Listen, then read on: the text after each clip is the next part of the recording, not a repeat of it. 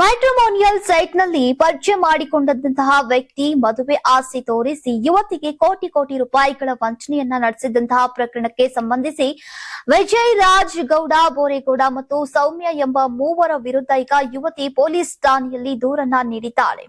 ವೈಟ್ಫೀಲ್ಡ್ ಮೂಲದ ಯುವತಿ ವೃತ್ತಿಯಲ್ಲಿ ಸಾಫ್ಟ್ವೇರ್ ಇಂಜಿನಿಯರ್. ಮ್ಯಾಟ್ರಿಮೋನಿಯಲ್ ಮೂಲಕ ಪರಿಚಯವಾದಂತಹ ವ್ಯಕ್ತಿಯ ಮೇಲೆ ಆರೋಪಿಸಿದ್ದಾರೆ.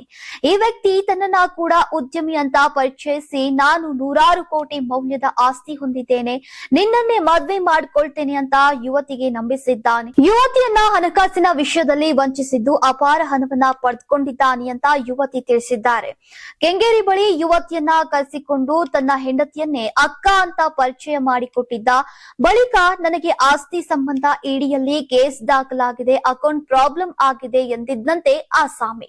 ಅದಕ್ಕೆ ಸಂಬಂಧಿಸಿದ ಕೆಲ ದಾಖಲೆಗಳು, ಕೋರ್ಟ್ ಪ್ರತಿಗಳನ್ನ ಯುವತಿಗೆ ತೋರಿಸಿದಂತೆ ಹಣದ ಅವಶ್ಯಕತೆ ಇದೆ ಅಂತ ಮೊದಲು 15,000 ರೂಪಾಯಿಗಳನ್ನ ಪಡೆದಿದ್ದ. ನಂತರ ಒಟ್ಟಿಗೆ ಬಿಸಿನೆಸ್ ಮಾಡೋಣ ಅಂತ ಯುವತಿಯ ಹೆಸರಲ್ಲಿ ಲೋನ್ ಮಾಡಿಸಿದ್ದಾನೆ.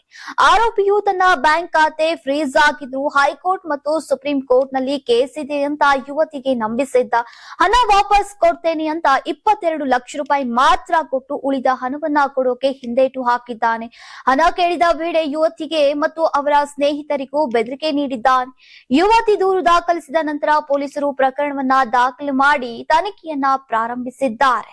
ನೀವು ಸಣ್ಣ ಆಗ್ಬೇಕಲ್ವಾ? ಅದು ಒಂದು ಉತ್ತಮ ಆಹಾರದಿಂದ ಸಣ್ಣ ಆಗ್ಬೇಕಲ್ವಾ? ಪ್ರತಿದಿನ ನಮ್ಮ ಜೀನಿ ಸ್ಲಿಮ್ ನ ಯೂಸ್ ಮಾಡಿ ಯಾವುದೇ ಸೈಡ್ ಎಫೆಕ್ಟ್ ಇಲ್ದಂಗೆ ನೀವು ಸಣ್ಣ ಆಗ್ತೀರಾ.